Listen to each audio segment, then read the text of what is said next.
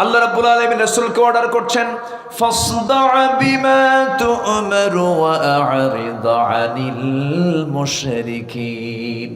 সূরা হিজর 94 94 নম্বর আয়াত। হে রাসূল, আপনি প্রকাশ্যে শোনায়া দেন, কাউকে পরোয়া করবেন না। আল্লাহু আকবার বলেন। কাউকে পরোয়া করবেন না এবং দোয়া করেন।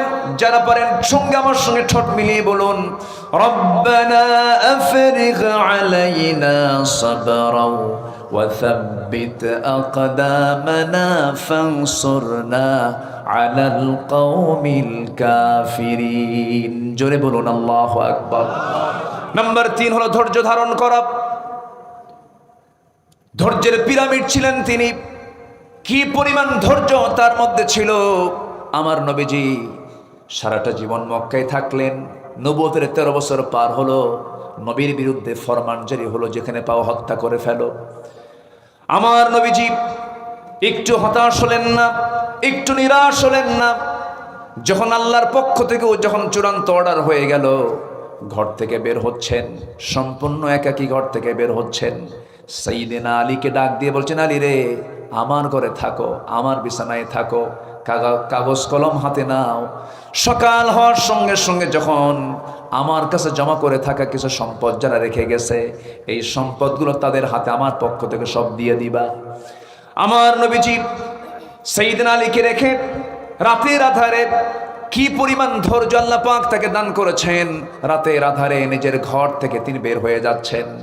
আর কাবার দিকে বারবার ফিরে ফিরে তাকান, মিসফালা দিয়ে যান, আর বারবার তাকায় তাকায় চোখের পানি ফেলে ফেলে কেঁদে বলছেন, কাবারে, জীবনের 53টা বসন্ত তোর সঙ্গে কাটায় দিলাম, কিন্তু তোর প্রতিবেশী আবু জেহেল, উতবা, শাইবা, মুগিরা তারা আমাকে থাকতে দিল না, চলে যাচ্ছে। আল্লাহর নির্দেশ হয়েছে।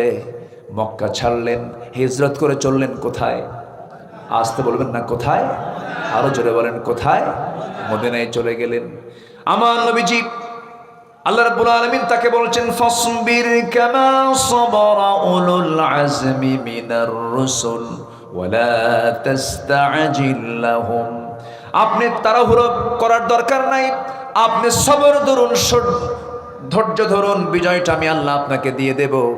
আমার বন্ধুগণ, দাওয়াতি কাজ করতে গেলেও ধৈর্যের দরকার আছে না নাই? দাওয়াতি কাজ করতে গেলেও সাহসের দরকার আছে না নাই? কাজ চালিয়ে যেতে হবে। 2014 সালে এই বৃহত্তর পাবনা 2 বাজারে মাহফিল করতে গেলাম।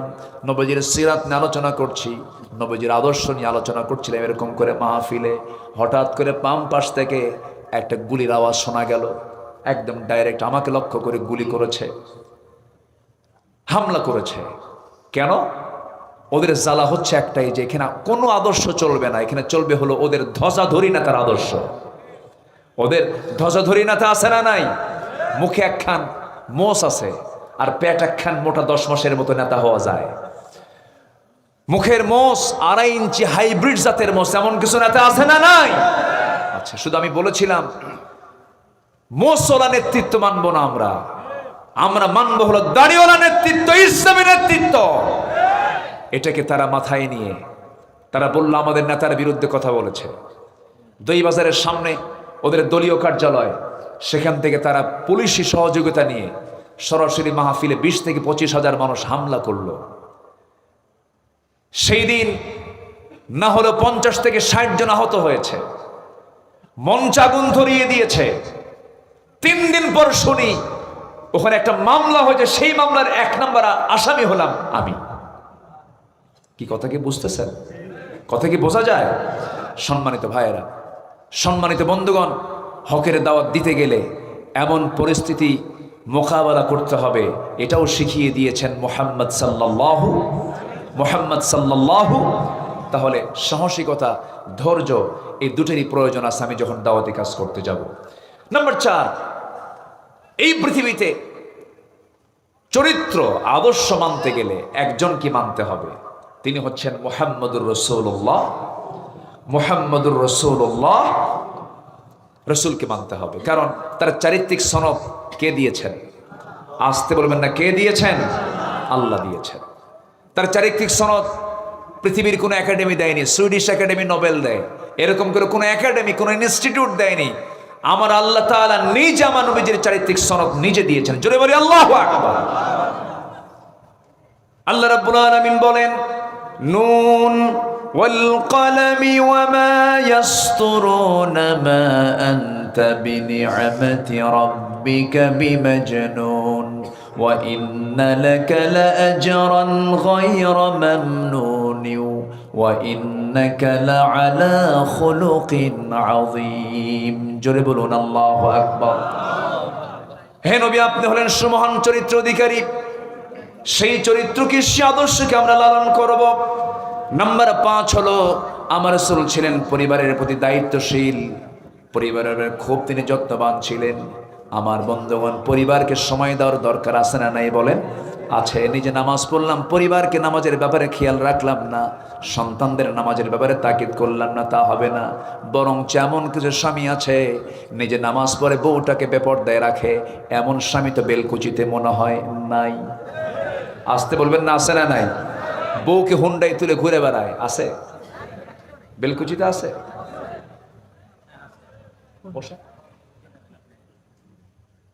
জি, বুঝতে পারতেছি অনেক রাত হয়ে গেছে, একটু কষ্ট হচ্ছে আপনাদের। বউকে নিয়ে ঘুরে ফেরে হুন্ডাই তুলে বেপর্দার পরিবেশ করে গোটা বেলকুচি ঘুরে, এমন স্বামী আছে না নাই? নিজের সুন্দরী বউকে মানুষকে দেখায়, এতে সে খুব তৃপ্তি পায়, আছে কি না বলেন? এটা কি যত্ন না অযত্ন? যত্ন না অবহেলা? অবহেলা। নিজের বউ নিজের সম্পদ, বউ কখনো অন্যের সম্পদ হতে পারে না। দেখবেন কিছু কিছু পুরুষ আছে বউকে দেখায় হুন্ডাই তুলে। কোন হুন্ডা? তাও নর্মাল কোনো হুন্ডা না, কি কি R15, R15 update version. Passenger seat হলো দোতলা আর ড্রাইভিং সিট হলো নিচতলা। নিচতলায় ড্রাইভার বসে, দোতলায় বউটাকে বসায়া রাখে যেন জাতির দেখতে যেন অসুবিধা না হয়। দোতলা তো সবাই দেখে। গোটা বিলকুচি দেখায়া বিকেলবেলা নদীর পাড়ে গিয়ে লাল শাড়ি পরায়া, ঠোঁটটাকে লাল বানায় আঁকায়া, কপালে একখান টিপ বসায়া, চুলটা ছেড়ে দিয়ে অর্ধলগ্ন অবস্থায় তার ছবি তোলে 16 Pro Max আইফোন দিয়া, যেন ছবি ওর মধ্যেও যেন জীবন্ত জীবন্ত ভাব আসে। অস্পষ্ট কোনো ছবি আপলোড দেওয়া যাবে না। দিল ফেসবুকে আপলোড করে, লিখলো সেখানে আর্টিকেল লিখতেছে, প্রিয় ভাইয়ের আসুন সবাই মিলে আমার বউটাকে জামাতের সাথে দেখি। যেরকম নাউজুবিল্লাহ। বউ কি জাতীয় সম্পদ? বউ কি পাবলিক না পার্সোনাল? আচ্ছা বলেন, বউ কি পাবলিক না প্রাইভেট? ও দেখেন ফেসবুকের ভাষায় কথা বলে। সম্মানিত ভাইয়েরা, তাহলে এই যে পরিবারের প্রতি অযত্ন, এটিকে থাকা যাবে? রাসূল তা শিখিয়েছেন। আমার নবীজি একদিন হাঁটতেছেন, অপ্রয়োজনীয় একটা আওয়াজ ফাতিমার কণ্ঠ থেকে নবীর কানে চলে আসলো। আমার নবীজি ঘরের মধ্যে ঢুকে গেলেন, ঢুকে গিয়ে বলছেন, ফাতিমা, তোমার অপ্রয়োজনীয় একটা আওয়াজ আমার কানে আসলো। এই আওয়াজটা যদি অন্য কোনো পরপুরুষের কানে চলে যেত তোমার গুনাহ হয়ে যেত, এমনটা করা উচিত নয়। আমার নবীজি একদিন দরজায় দাঁড়ানো এক অন্ধ সাহাবী নবীর সঙ্গে দেখা করার জন্য আসতেছেন। আমার রাসূল বলছেন, আয়েশা ভিতরে চলে যাও। আমার এক সাহাবী আমার সাথে সাক্ষাৎ করার জন্য আসে, হুজুর সে তো অন্ধ মানুষ। রাসূল বলছেন, আয়েশা সে অন্ধ হতে পারে, তুমিও কি অন্ধ নাকি? ভিতরে চলে যাও। কি যত্নশীল তারা ছিলেন, কি যত্নবান আমার রাসূল ছিলেন। পরিবারের প্রতি সর্বক্ষণ তিনি নজরদারি রাখতেন, খেয়াল করতেন, সন্তানদেরকে নসিহা করতেন। কারণ কু আনফুসাকুম ওয়া আহলিকুম নারা, নিজে বাঁচো, তোমার পরিবারকে জাহান্নামের আগুন থেকে বাঁচাও। এই ক্ষেত্রে অনেকে দায়িত্বশীল আছেন, লক্ষ্য করা যায় দায়িত্ব পালন করতে করতে এত মহাব্যস্ত নিজের পরিবারের দিকে খেয়াল করার সময় পান না। এরকমও কিন্তু আছে। এই মিসিংটা হয়ে যায়, এটা হওয়া যাবে না। আমার নবীজি স্ত্রীদের হক আদায় করেছেন 16 আনা। একটা স্ত্রী তার ছিল না, তার আল্লাহ তাআলা একাধিক স্ত্রী তাকে দিয়েছিলেন। আল্লাহ তাকে অর্ডার দিয়েছেন বিয়ে করার জন্য। তিনি যে একাধিক স্ত্রী বিয়ে করেছেন, অর্ডার দিয়েছেন কে? এই ক্ষেত্রে রাসূলের কোনো ভুল ধরা কি যাবে নাকি? আমার দেশের নাস্তিকরা না বুঝে না জেনে রাসূলকে এরকম করে গালিও দিয়েছে, এতগুলো বউ কেন? জেনাকার মুহাম্মদ, যেরকম নাউজুবিল্লাহ। আমার নবী আম্মা জান আয়েশাকে বিয়ে করেছেন, লক্ষ লক্ষ হাদিস তিনি মুখস্থ করেছেন আর রাসূলের কাছ থেকে হাদিসগুলো নিয়েছেন। আমার ভাইয়েরা, এরপরে বাকি যে স্ত্রীগুলো ছিল সব আল্লাহর অর্ডারে তিনি বিয়ে করেছেন। আমার নবীজি স্ত্রীদের হক আদায় করেছেন, সবার সঙ্গে মিষ্টি মুখে কথা বলেছেন। আম্মা জান আয়েশা বলেন, আমি রাসূলুল্লাহকে কোনোদিন দেখি নাই মন মরা হয়ে কথা বলতে। আমি আসা সহজে রাসূলকে আগে সালাম দিতে পারতাম না, রাসূল আগে আমাকে সালাম দিতেন। ঘরের মধ্যে ঢুকতেন, আমাকে কোনো কাজের অর্ডার দিতেন না। আমার নবীজি নিজের জুতা নিজে হাতে নিতেন, নিজের কাপড় নিজে ধুয়ে দিতেন, নিজের সেলাই নিজে করতেন, নিজের ঘর নিজে ঝাড়ু দিতেন। আমার রাসূল কোনো কারো খেদমতকে তিনি পছন্দ করতেন না, নিজের কাজ নিজেই সম্পন্ন করতেন। আমার বন্ধুগণ, আম্মা জান আয়েশা এমনকি বলেছেন, আমার যখন শরীরটা খারাপ লাগতো আমার হাত পা পর্যন্ত টিপে দিয়েছেন মুহাম্মদ সাল্লাল্লাহু আলাইহি ওয়াসাল্লাম। আমি গ্লাস ভরে আমার নবীর সামনে দুধ ভর্তি গ্লাস নিয়ে চলে যেতাম, হুজুর আপনি দুধটা পান করুন। রাসূল মুস্কি হাসি মেরে বলতেন, আয়েশা তুমি আগে পান করো, তুমি আগে খাও। আমি সারা জীবন চেষ্টা করেছি রাসূলকে কখনো আগে খাওয়াতে পারি নাই। আমার নবীজি আম্মা জান আয়েশা বলেন, মাঝে মাঝে আমি গোশত নিয়ে, উটের গোশত ছাগলের গোশত নিয়ে যখন নবীর কাছে যেতাম, আমার নবীজি বলতেন, আয়েশা তুমি আগে খাওয়া শুরু করো। আমি গোশত খেতাম, হাড়গুলো চুষে চুষে রাখতাম। আমার নবীজি আমার মুখ থেকে রেখে দেওয়া হাড়টা যে দিক দিয়ে চোষণ মারতাম, নবীজি সেই দিক দিয়ে চোষণ মারতেন। কি যত্ন পরিবারের নিয়েছেন তিনি, কি হক তিনি আদায় করেছেন। অনেক রাত হয়েছে দাওয়াতি কাজ করে যখন ঘরের মধ্যে ঢুকতেন, আম্মা জান আয়েশা বলেন আমাকে ডাক দিতেন না, আস্তে আস্তে করে দরজা খুলতেন। দরজা খুলে ভিতরে ঢুকে কোনো খাবার থাকতো না, কোনো কৈফিয়ত ছিল না, কোনো প্রকার রাগারাগি ছিল না। সামান্য কিছু পানি পান করে সারাদিন রোজার নিয়ত রোজা রেখে দিতেন। যেরকম সুবহানাল্লাহ। আমার ভাইয়েরা, আমার বন্ধুগণ, 4 স্ত্রী একদিন আমার নবীর সামনে বসা। 4 স্ত্রী বলে ফেলতেছেন, হুজুর আপনি সত্যি করে বলুন তো, আমাদের মধ্যে গন্ডগোল লাগছে, আপনি আমাদের 4 জনের মধ্যে কাকে সবচেয়ে বেশি ভালোবাসেন? আমার রাসূল বলছেন, ও আমার স্ত্রীরা, এই জবাবটা আমি এখন দেব না, কালকে সকালবেলা দেব, যাও। পাঠায় দিলেন। সন্ধ্যা হতে না হতে আমার নবীজি 2টা করে খেজুর তিনি ভাগ করলেন, 8টা খেজুর হাতের মধ্যে নিলেন।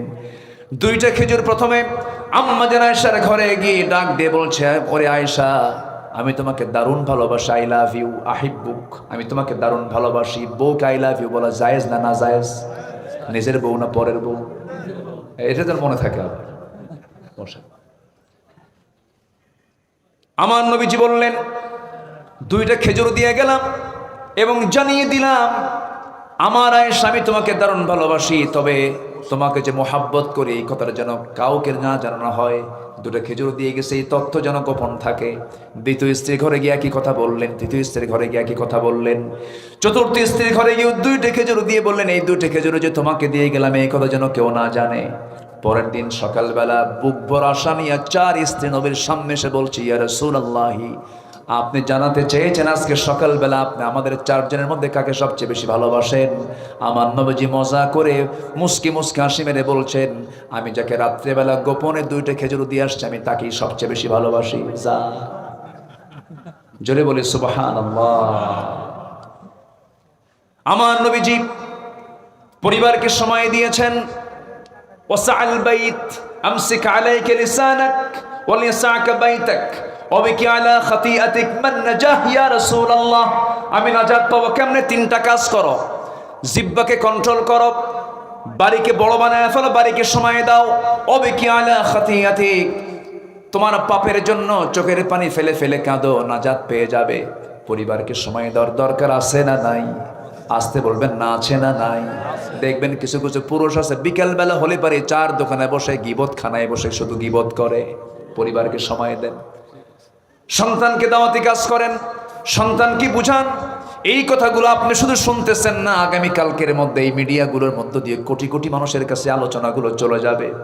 আমার বন্ধুগণ, নাম্বার 6 আমার নবীর আদর্শ ছিল আমানতদারিতা। ন্যায় বিচারে তিনি করেছেন, আমানত তিনি কখনো খেয়ানত করেন নাই। লা ঈমান লিমান লা আমানাতা লাহ। ইন্নাল্লাহা ইয়া'মুরুকুম আন তু'আদ্দুল আমানাতি ইলা আহলিহা ওয়া ইযা হাকামতুম বাইনান নাসি আন তাহকুমু বিল আদল ইন্নাল্লাহা নি'মা ইয়া'ইযুকুম বিহ। জোরে বলুন আল্লাহু আকবার। সূরা নিসা আয়াত নাম্বার 58। আল্লাহ তাআলা অর্ডার দিয়েছেন আমানতকে তোমরা রক্ষা করবে, আমানতের কখনো খেয়ানত করবে না। আমানত নাই যার, ঈমান নাই তার, ওয়াদা ঠিক নাই যার, ঈমান নাই তার, বলেছেন মুহাম্মদ সাল্লাল্লাহু আলাইহি ওয়াসাল্লাম।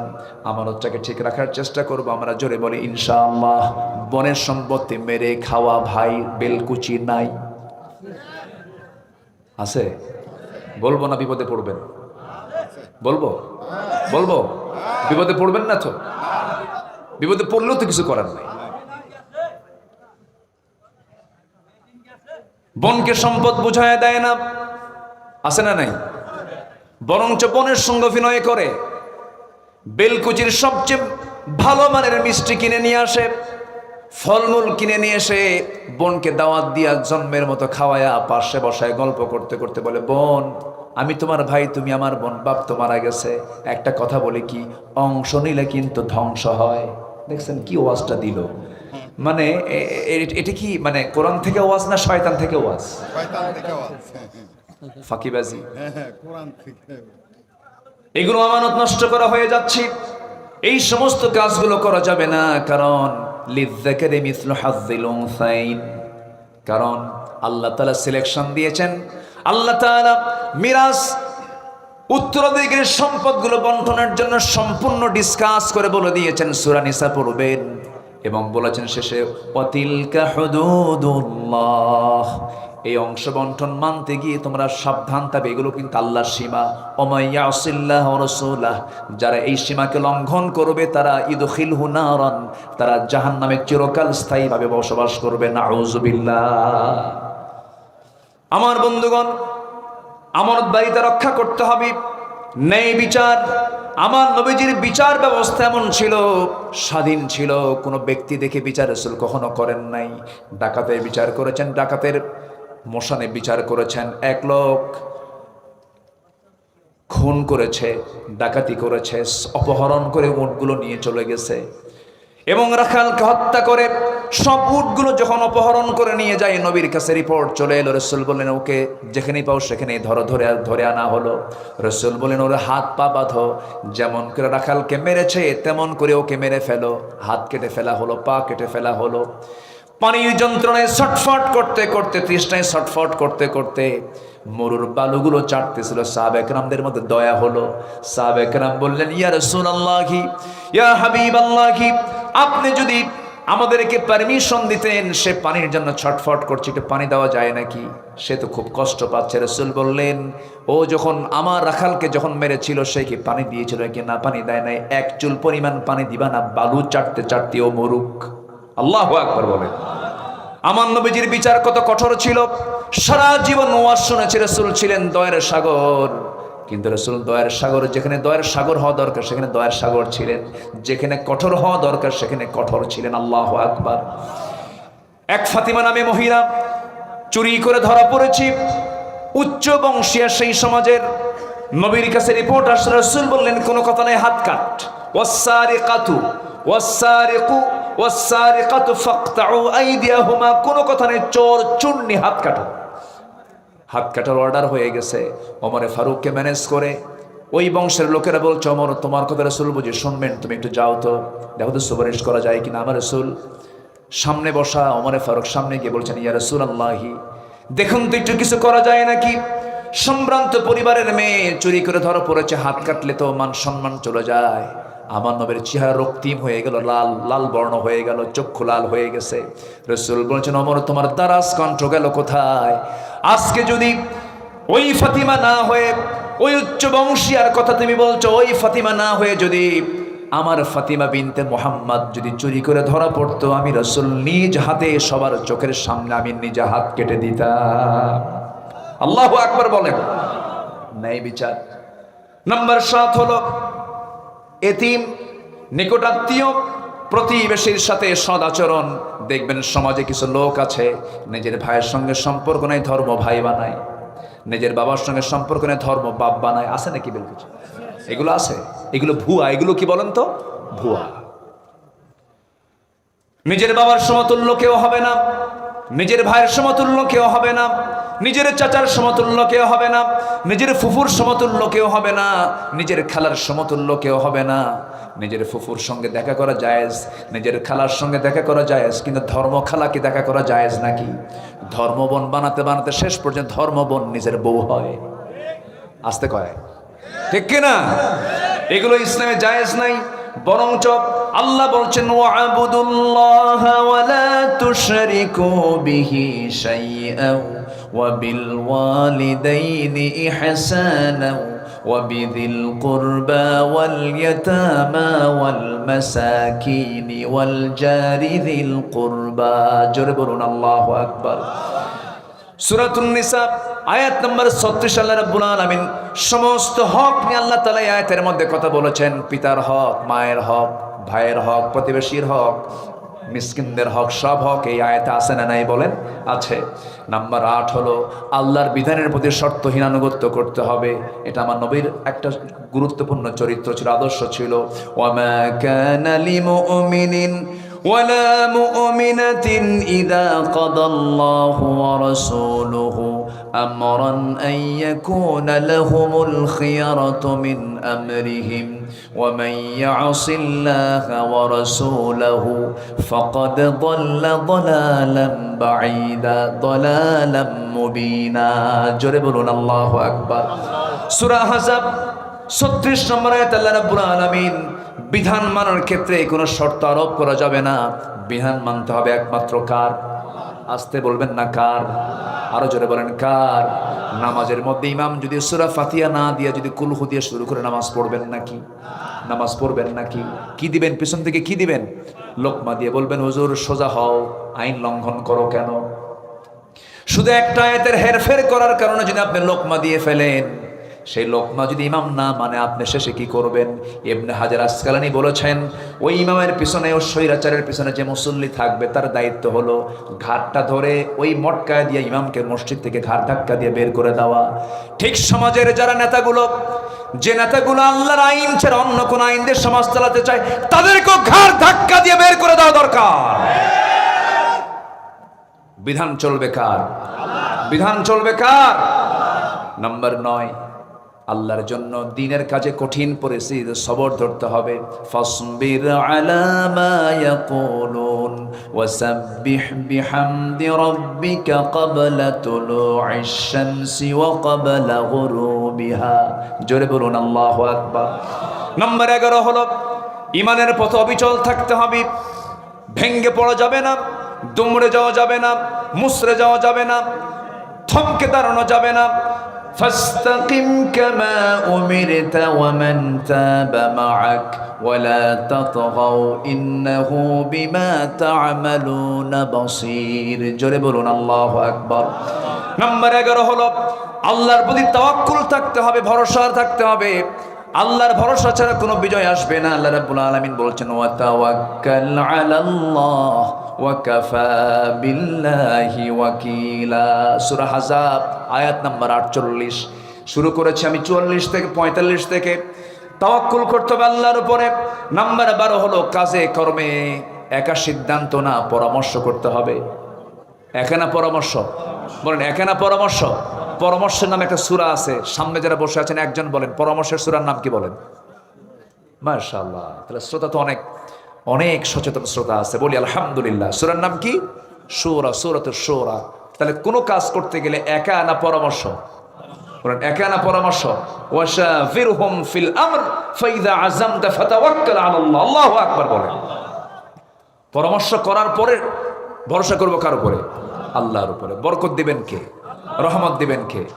আচ্ছা, নাম্বার 13 হলো সমস্ত কাজে বিনম্র হব না উগ্র হব? বিনম্র হব না উগ্র হব?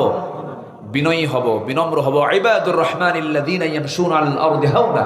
আল্লাহ কবুল করুন, জোরে বলি আমিন। নাম্বার 14 হলো কুফরের প্রতি কঠোরতা। আশিদ্দাউ আলাল কুফফার। আমার নবীজির সবচেয়ে বড় একটা গুণ ছিল এটা। এবং রুহামা উবাইনাহুম নাম্বার 15 হলো কি পরস্পর পরস্পর যারা ইমানদার তাদের মধ্যে এতটাই হৃদ্দিক ভাব তৈরি হবে যেন ওর কলিজা যেন এক হয়ে গেছে। যেরকম সুবহানাল্লাহ, সাহাবায়ে কেরামদের জীবন থেকে তা পাওয়া যায়। স্বপ্ন পর্যন্ত তাদের এক হয়ে যেত। আল্লাহু আকবার বলেন। আমার নবীর ইন্তেকাল হয়েছে, দ্বিতীয় খলিফার খেলাফত চলছে, সাইয়েদনা আলী ঘুমের ভিতরে ঘুম পাচ্ছেন, স্বপ্নের মধ্যে দেখছেন আমার নবীজি তার দরজায় হাজির হয়ে গেছে। জোরে বলে সুবহানাল্লাহ। নবীকে যে দেখে স্বপ্নে সে কি মিথ্যা দেখে না সত্য দেখে? সত্য দেখে, হাদিসে তাই এসেছে। তো উনি স্বপ্নের মধ্যে রাসূলকে দেখতে পেলেন, হাতে ছিল একটা টোপলা, সেখান থেকে ছিল কিছু খেজুর। একটা খেজুর নিয়ে 3 আঙ্গুলে তুলে শিওরে বসে বলছেন, আলী তোমাকে দেখতে আসলাম, একটু মুখটা ফাঁকা করো। মুখ ফাঁকা করলেন, একটা খেজুর মুখের মধ্যে উঠায়া দিচ্ছেন, মুহাম্মদ সাল্লাল্লাহু আলাইহি ওয়াসাল্লাম। মুখে খেজুর নেওয়া মাত্রই খাওয়া শুরু করেছেন। ঘুম ভেঙে গেছে, তাহাজ্জুদের সময় হয়ে গেছে, চোখের পানি আটকাতে পারলেন না, তাহাজ্জুদে দাঁড়ায় গেলেন, নামাজ পড়লেন। কিন্তু তিনি ঘুম থেকে উঠেই তিনি লক্ষ্য করে দেখলেন তার জিহ্বার ভিতরে তাজা খেজুরের স্বাদ ফুটে উঠেছে। নামাজ শেষ করে আবার ফজর পড়ার জন্য মসজিদে গেলেন। নামাজ পড়াচ্ছেন বেতনভুক্ত কোনো ইমাম নয়, নামাজ পড়াচ্ছেন অর্ধদিনের শাসনকর্তা ওমর ফারুক রাদিয়াল্লাহু তাআলা আনহু। এখান থেকে একটা বিষয় স্পষ্ট হলো, বাইতুল মুকাররমের খতিবকে আমরা দেখতে চাই বেতনভুক্ত না, বঙ্গভবনের মানুষ। কাকে দেখতে চাই আমরা? বঙ্গভবনের বাসিন্দা যে হবে সে বাইতুল মুকাররমের ইমাম হবে। জোরে বলি ইনশাআল্লাহ, আর জোরে বলি ইনশাআল্লাহ। সাইয়েদনা ওমর ফারুকের জীবন থেকে তাই শিক্ষা পাই, নবীর জীবন থেকে তাই শিক্ষা পাই, যিনি হবেন ইমাম তিনি হবেন রাষ্ট্রনেতা, ঠিক কিনা? আমরা এমন খতিব পাইছিলাম 5ই আগস্টের পরের দিন থেকে নিখোঁজ। খতিব কি নিখোঁজ, খতিব নাই, কই গেছে নাই 2 সপ্তাহ পরে আবার দখল করতে আসছে। 2 সপ্তাহ পরে দখল করতে এসে জুতার বাড়ি শুরু হয়েছে, জুতা ফিকে শুরু হয়েছে মসজিদের মধ্যে। পরে সাংবাদিক সম্মেলন করে এই কি বলে শামসুল হক ফরিদপুরি মরহুম মকবুর তার সন্তান সাংবাদিক সম্মেলন করে বলতেছে, প্রিয় দেশবাসী, আমি খুব ধন্য, আমি অল্পের জন্য রক্ষা পেয়ে গেছি, কোনো জুতা আমার গায়ে লাগে নাই। কি কথা কি বুঝতেছে না? এই হচ্ছে অবস্থা। তো আমরা ইমাম দেখতে চাই বেতনভুক্ত, জাতীয় মসজিদ ইমাম আমরা দেখতে চাই বেতনভুক্ত না রাষ্ট্রপ্রধান? বলেন। এমন চিত্র বাংলাদেশে চিত্রায়িত হোক, সবাইকে চান? আল্লাহ কবুল করুন, জোরে বলি আমিন।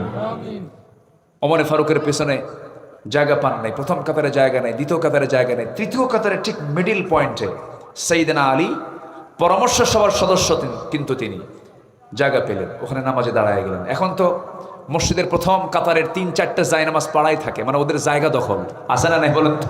আছে। তাহলে মানে জমিও দখল, মসজিদের নামাজের জায়গাও দখল। তিনি তৃতীয় কাতারে বসে গেছেন। তৃতীয় কাতারে নামাজে দাঁড়ায়া নামাজ শেষ হয়ে গেল। ইতিমধ্যে খলিফা ওমর ফারুক লক্ষ্য করে দেখেন কে যেন এক টোপলা খেজুর হাদিয়া দিয়ে গেছে, কাউকে দায়িত্ব দিলেন না। আল আযকারু বা'দা সালাহ, নামাজের পরে কিছু জিকির আজকার আছে, এটাও তিনি শর্ট করে ফেললেন। টোপলা হাতের মধ্যে নিয়ে প্রথম কাতারের সবাইকে হাতে হাতে 2, 3, 4টা করে খেজুর দিয়ে যান। দ্বিতীয় কাতারে তাই করলেন। তৃতীয় কাতারে গিয়া সাইয়েদনা আলীর আগের জনকেও তিনি 2-3টা করে খেজুর হাতের মধ্যে দিয়েছেন। কিন্তু আলীর কাছে গিয়ে বলছেন, আলী মুখটা ফাঁকা করো। তিনি মুখটা ফাঁকা করলেন। ফাঁকা করার সঙ্গে সঙ্গে অনেকগুলো খেজুর থেকে 3 আঙ্গুলে একটা খেজুর তুলে নিয়ে বলছেন, আলী মুখটা ফাঁকা করো। এই বলে তার মুখের মধ্যে একটা খেজুর বিসমিল্লাহ বলে ঢুকায়া দিলেন। এরপর আলী বলছেন, ভাই রে, সবাইকে দিলেন 2-3টা করে খেজুর হাতে হাতে, আমাকে মাত্র আরো খেজুর থাকার পরও একটা খেজুর আমার মুখে উঠায় দিলেন কেন? ওমর ফারুক হাওমাও করে কান্না করতে করতে বলছেন, আলী গত রাত্রি রাসূল যদি তোমাকে একটার বেশি 2টা খেজুর খাওয়ায়া দিতেন, আমি ওমরও তোমাকে তাই খাওয়ায়া দিতাম। মানে একই স্বপ্ন দেখেছেন দুজন একসাথে, যেরকম সুবহানাল্লাহ। রুহামা বাইনাহুম, এই মুহাব্বতের দরকার আছে না নাই? এই মুহাব্বত যত গাঢ় হবে দিন কায়েমের পথ তত প্রশস্ত হয়ে যাবে। আল্লাহ কবুল করুন, আল্লাহ কবুল করুন, আল্লাহ কবুল করুন। অনেক রাত হয়েছে, আমি আর কথা বাড়াবো না। অনেকে চলে গেছেন, আমি মনক্ষুণ্ণ হইনি, কারণ অনেক রাত, কালকে অফিস আছে, অনেকের কাজ আছে। আমি খুবই খুশি হয়েছি আমার গোছালো অপূর্ণাঙ্গ কথাগুলো এমন একজন ব্যক্তি আমার বাম পাশে বসে কথাগুলো শুনছেন, তার কথাই আমি মন্ত্রমুগ্ধের মতো শুনি। তার এক একটা লাইন মনে হয় কবিতার ছন্দ দিয়ে ভরপুর। এত সুন্দর কথা, এত সুন্দর আল্লাহ তাআলা তাকে বাকশক্তি দান করেছেন। আল্লাহ তুমি তার সকল কথা, সকল কর্মে তুমি বারাকা দিয়ে দাও। জোরে বলি আল্লাহুম্মা আমিন।